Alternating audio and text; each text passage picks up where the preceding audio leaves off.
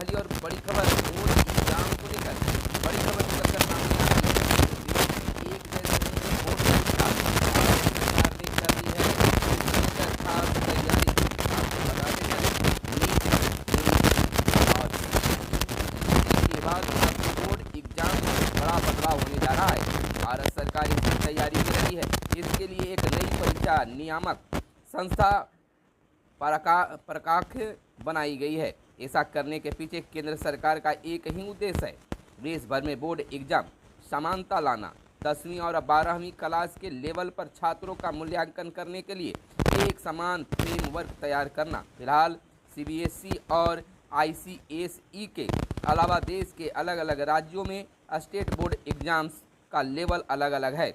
इससे बच्चों के स्कोर में भी बड़ा अंतर आता है, जिससे उनका एक समान स्तर पर आकलन नहीं हो पाता है। तो यह बड़ी खबर निकलकर सामने आई है। इधर बीपीएससी की अगर बात करें तो बीपीएससी 67वीं पीटी 2 दिन ही रिजल्ट परसेंटाइज के आधार पर। आपको बताते चले कि बीपीएससी 67वीं प्रारंभिक परीक्षा 2 पालियों में ही होगी। रिजल्ट परसेंटाइज के आधार पर निकलेगा। 18 अगस्त को ही की गई घोषणा पर कायम रहते हुए बीपीएससी ने बीते दिन आधिकारिक नोटिफिकेशन जारी कर दिया है। आयोग के संयुक्त सचिव सह परीक्षा नियंत्रक अमरिंदर कुमार ने बताया कि 67वीं पीटी 20 और 22 सितंबर को ही होगा। रिजल्ट इक्यू पर सेंटाइज इक्वेंटिंग टेक्निकल से निकालने का निर्णय लिया गया है। अभ्यर्थी परीक्षा से संबंधित जानकारी आयोग की वेबसाइट से प्राप्त कर सकते हैं। और इधर 10% ईडब्ल्यूएस आरक्षण की वैधता को जांच करेगा अब कोर्ट। आपको बताते चले कि सुप्रीम कोर्ट ने मंगलवार को कहा है कि ईडब्ल्यूएस के लोगों को दाखिले और नौकरी में 10% आरक्षण देने के केंद्र के फैसले की संवैधानिक वैधता की जांच करेगा।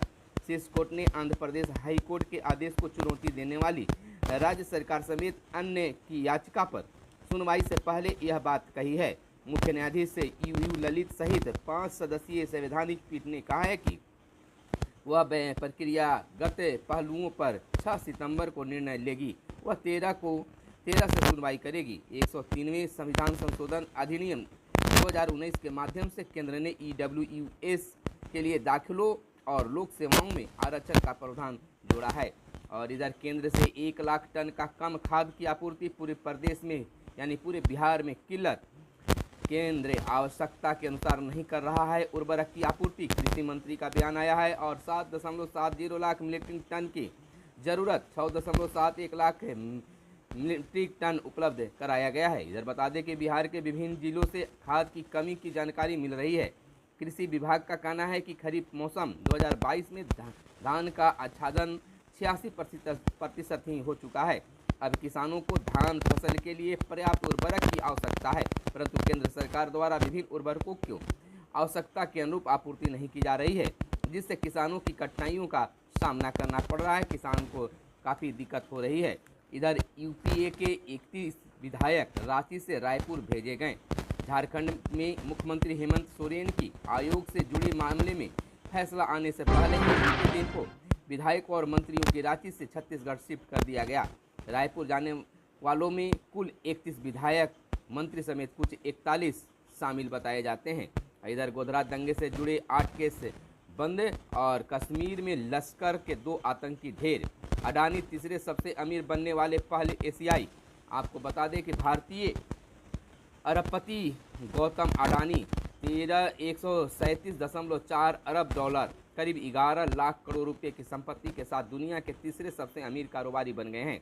यह पहली बार है जब कोई एशियाई ब्लूमबर्ग बिलियनियर्स इंडेक्स के शीर्ष 3 में शामिल हुआ है। फ्रांस के बर्नार्ड अर्नाल्ड को पछाड़कर उन्होंने यह उपलब्धि हासिल की है। आपको बता दें कि देश में सिर्फ 20% ही ली है कोरोना के बूस्टर डोज। स्वास्थ्य मंत्रालय के आंकड़ों के मुताबिक मुफ्त में एहतियाती खुराक देने के लिए भी टीकाकरण केंद्रों पर नहीं पहुंच रहे हैं लोग। यह काफ़ी दुख की बात है। और बड़ी खबर निकलकर पटना से आ रही है कि कैबिनेट के फैसले लिए गए हैं। कैबिनेट में फैसले आए हैं कि बिहार में महंगा होगा बालू। 5 नदियों में बंदोबस्ती दर प्रति घन मीटर 75 से बढ़ाकर 150 रुपये कर दी गई है।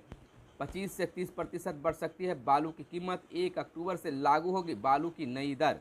5 नदियां सोन, किऊल, फल्गु, चानन और मोरहर के बालू की स्वामित्व दर 75 से बढ़कर 150 रुपये प्रति घन हुई है। एक ट्रैक्टर बालू के लिए 4 से 4,500 की जगह अब 5 से 6,000 रुपये लगेंगे।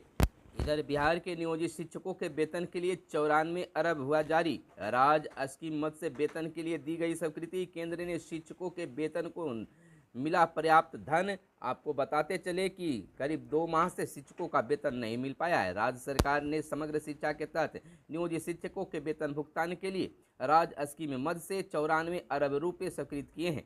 केंद्र सरकार से वेतन मद में पर्याप्त राशि नहीं मिलने की वजह से राज्य स्कीम से यह राशि जारी की गई है। बीते दिन को मुख्यमंत्री नीतीश कुमार की अध्यक्षता में हुई राज्य मंत्रिमंडल की बैठक में इस प्रस्ताव को स्वीकृति मिली है। सामान्य प्रशासन विभाग के प्रस्ताव पर विमर्श के बाद मंत्रिमंडल ने 2023 के सरकारी अवकाश की स्वीकृति भी दे दी है। राज्य कर्मियों को 2023 में कुल 34 छुट्टियां प्राप्त होगी। अगली खबर भी शिक्षा विभाग से निकल कर आ रही है। पहली से 12वीं तक के करोड़ों बच्चों की 75% हाजिरी का वेरिफिकेशन होगा। साइकिल, पोशाक सहित सरकारी योजनाओं की राशि देने की है तैयारी। बिहार के सरकारी स्कूलों में पहली से लेकर 12वीं कक्षा में पढ़ने वाले करोड़ों छात्र छात्राओं को साइकिल, पोशाक सहित अन्य सभी सरकारी योजनाओं का लाभ देने के लिए उनकी 75% हाजिरी का वेरिफिकेशन होगा।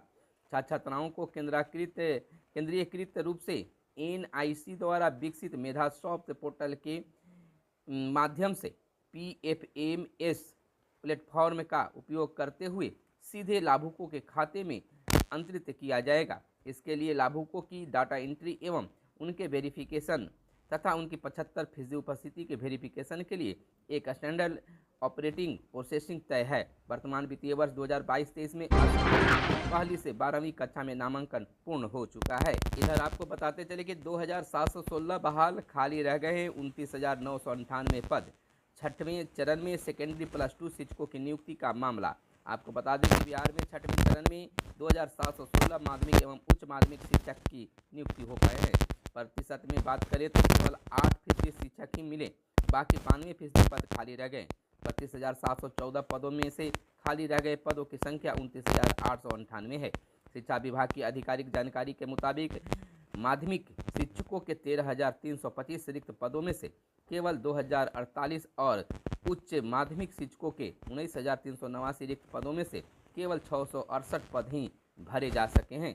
इसी तरह संवैधानिक शिक्षकों की कमी उच्च माध्यमिक कक्षाओं में भी फिलहाल बनी रहेगी। इधर पुरानी पेंशन को लेकर पुरानी पेंशन बहाली के लिए सरकारी सेवक 1 को मनाएंगे काला दिवस। पुरानी पेंशन योजना को लागू करने की मांग पर राज्य के सरकारी सेवक 1 सितंबर को काला दिवस मनाएंगे। National movement for old pension scheme के प्रदेश अध्यक्ष वरुण पांडे ने बीते दिन यह जानकारी दी। उन्होंने बताया कि 20 से भी अधिक सेवा संघों ने काला दिवस मनाने की सहमति जताई है। न्यूनतम मजदूरी दर में 48 से 74 रुपये रोजाना वृद्धि। राज्य परामर्शदात्री परिषद की बैठक में लगी मुहर। 1 सितंबर से होगा लागू। 3 करोड़ मजदूरों को मिलेगा इसका लाभ। बिहार में न्यूनतम मजदूरी दर में वृद्धि की गई है। श्रम संसाधन विभाग ने हर साल होने वाली अप्रैल व अक्टूबर की नियमित वृद्धि से हटकर 6 साल के बाद मूल मजदूरी दर बढ़ाई है। नई दर 1 सितंबर से लागू होगी। इसके अनुसार मजदूरों को 48 रुपये से लेकर 74 रुपये तक रोजाना अधिक मिलेगी। इसका लाभ 3 करोड़ से अधिक मजदूरों को मिलेगा। महंगाई को देखते हुए बिहार न्यूनतम मजदूरी परामर्शदात्री परिषद ने इस बार मजदूरों के मूल वेतन में 15% वृद्धि की अनुशंसा की थी। इधर बिहार के राजस्व एवं भूमि सुधार मंत्री आलोक कुमार मेहता का बड़ा बयान सामने आया है। प्रवृत्ति नहीं रखें। भूमि सुधार विभाग को बेहतर बनाने के लिए मंत्री ने मांगे हैं सभी से सुझाव। कहा, जो जनता से जुड़े कार्यों में लगे हैं उनका व्यवहार ठीक होना चाहिए। राजस्व एवं भूमि सुधार मंत्री आलोक कुमार मेहता ने विभागीय कर्मियों को कहा है कि विकास की सभी परियोजनाओं का आधार भू अर्जन है। भू अर्जन के क्षेत्र में मुआवजा देने व दखल कब्जा देने के काम में बहुत सारे लोग लगे हैं। इसमें अनावश्यक समय न लगे। बिना मतलब का काम लटकाने की प्रवृत्ति नहीं होनी चाहिए। बीते दिन को सचिवालय में आयोजित मासिक बैठक में वे जिला भू अर्जन पदाधिकारियों को संबोधित कर रहे थे। और इधर बेकार गाड़ियों को नष्ट करने के लिए 20 कबाड़ केंद्रों की मंजूरी। परिवहन विभाग ने प्रक्रिया शुरू की। केंद्रीय प्रदूषण कंट्रोल बोर्ड ने इजाज़त लेनी होगी। इधर बिहार में पुरानी व दुर्घटनाग्रस्त गाड़ियों को कबाड़ में नष्ट करने की प्रक्रिया शुरू हो गई है। परिवहन विभाग इन गाड़ियों को नष्ट करने के लिए खुलने वाले स्क्रैप सेंटर यानी कबाड़ केंद्र खोलने की अनुमति देने लगा है। अब तक 15 जिलों में 20 स्क्रैप सेंटर खोलने की अनुमति विभाग ने दे दी है। विभाग ने सबसे अधिक पटना में 5 स्क्रैप सेंटर खोलने की अनुमति दी है, जबकि वैशाली में 3 आवेदकों ने स्क्रैप सेंटर खोलने की अनुमति ली है। वहीं बाकी 12 जिलों में एक आवेदक ने कबाड़ केंद्र खोलने के लिए आवेदन दिया था, जिसकी मंजूरी मिल गई है।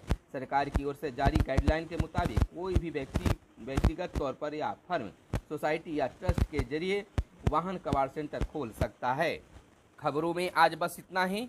फिर मिलते हैं अगले वीडियो में। कैमरे के पीछे हैं मिस्टर मयंक प्रताप। धन्यवाद। जय हिंद, जय भारत, वंदे मातरम।